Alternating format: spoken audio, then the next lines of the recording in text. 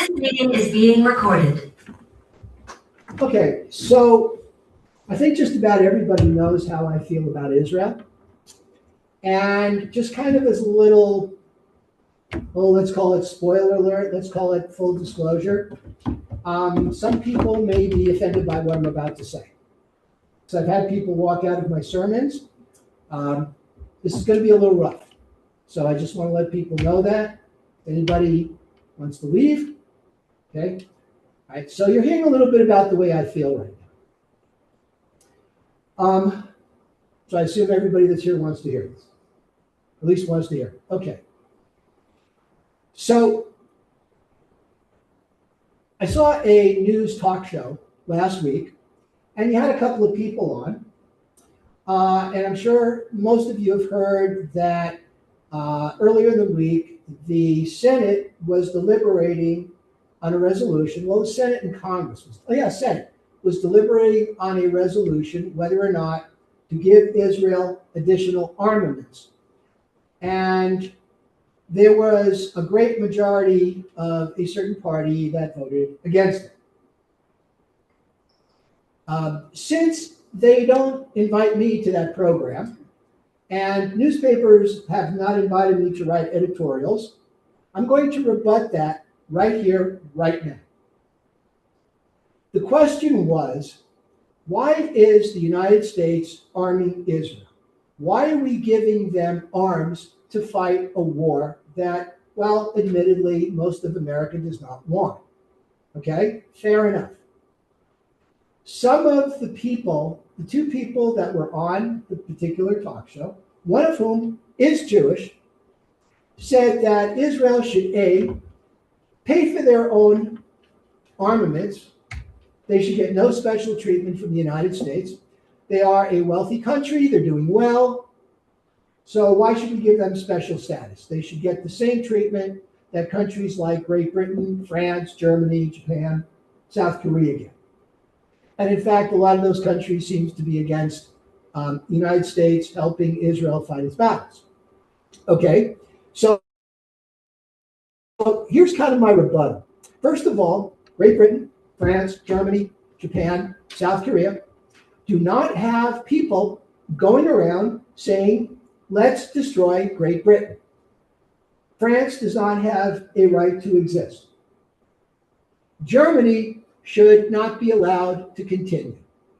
South Korea and Japan can fight their own wars, with China looming menacingly there.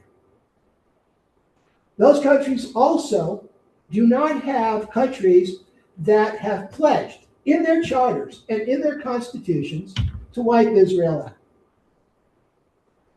So I would submit to you that Israel is under a little bit more of a threat than a lot of these other countries are.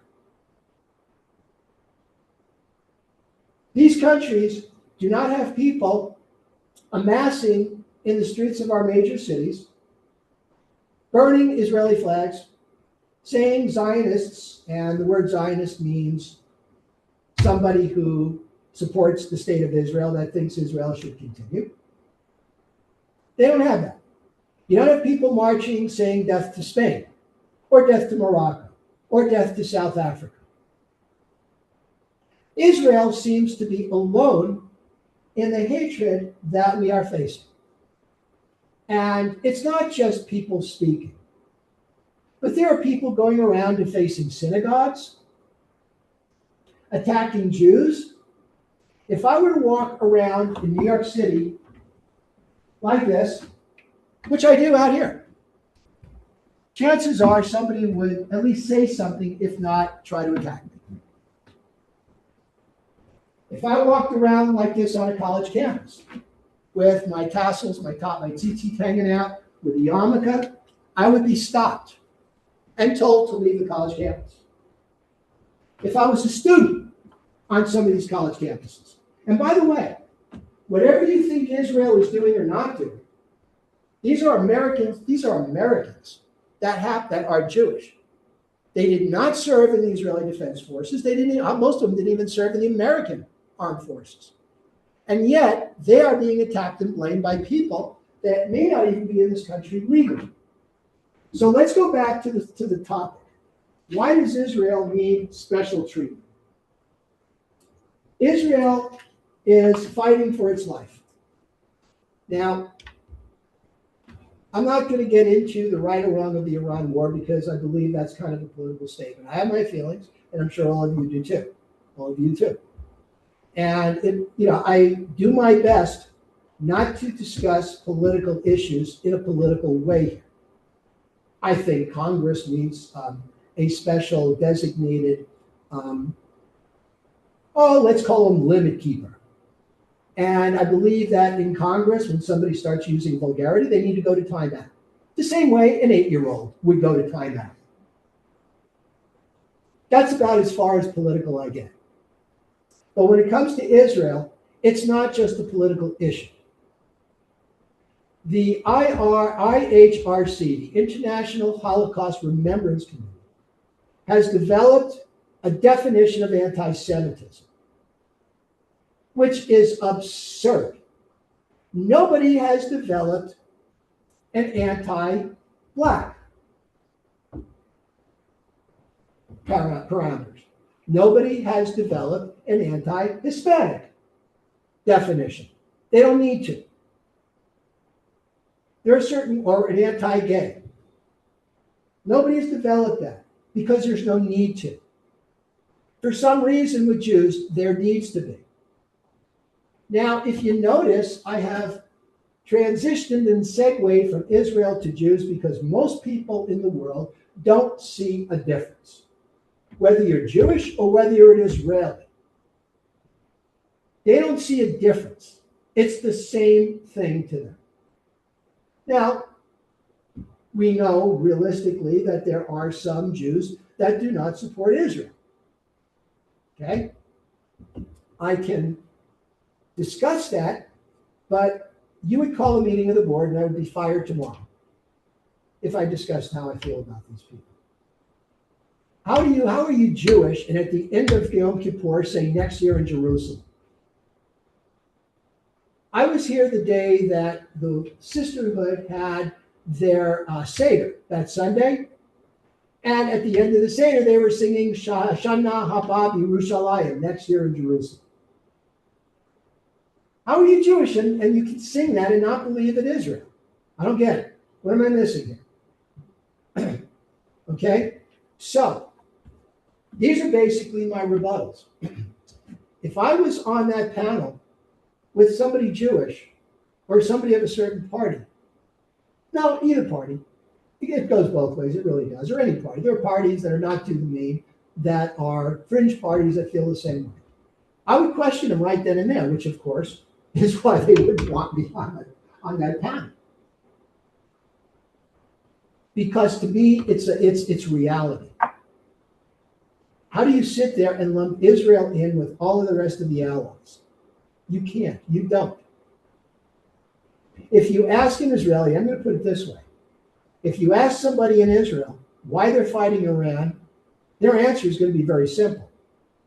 Iran has for years sought to destroy Israel, either by attacking on their own or mostly by using their proxies like Hezbollah and Hamas and the Houthis.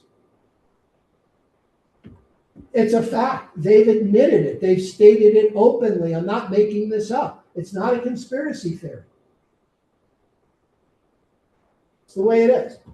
Let me take a couple of minutes and talk about conspiracy theories, and then I'm done. As a lot of you know, in a previous life, I was a mental health worker. I worked in a psych hospital for 6 years, 8 if you include the overtime. So I know a little bit about psychology. One of the problems that people came in with is a condition called paranoid schizophrenia. Paranoid schizophrenia is characterized, as all schizophrenia is, by a detachment from reality, mostly delusional. You believe things that are not there. A lot of times there are hallucinations like auditory or visual, mostly auditory. What denotes paranoid schizophrenia is that people think people are against it. They feel so strongly about it that they will rationalize reality. They will question reality to fit their paranoia, to fit their delusions. Case in point, you ask a Jew hater about the Jews. They will tell you that Jews control all the banks in the world. They control the banks in Europe. They control the banks in the Middle East. They control the banks in Asia. Even though Iran has openly stated that they want to destroy Israel. Even though Russia does not like Israel. Even though Europe has a 1,500-year history of oppressing, persecuting, and killing Jews. The Inquisitions, the Crusades, the pogroms. And yet the Jews still control the banks. And who is the Jewish family that controls the banks? Why? It's anybody? The Rothschild family. I'm familiar with the Rothschilds because my father is a financial advisor and he works with them, with their management company. They do not, some people believe that the Rothschilds have in their assets $500 trillion, which is quite a trick because according to the World Bank, the wealth of the world is only, as of a couple of years ago, $399 trillion. And if you ask a paranoid schizophrenic how that is, they would say either A, they're lying, or B, well, the Rothschilds, they got it hidden somewhere where nobody could find it. There's a lot of paranoid schizophrenia going around these days. Jews, how can Jews be oppressed? They're white privileged. How can they be a minority? They're white. Now go to somebody who is a white supremacist, and they will either say that Jews are not white, or they're white on the outside and black on the inside. Okay? This is why Israel needs help. This is why Israel refuses to give up and refuses to be conquered. So, that is my rebuttal to anybody who says Israel should not be getting aid or special treatment or most favored nation status from the United States. Thank you very much.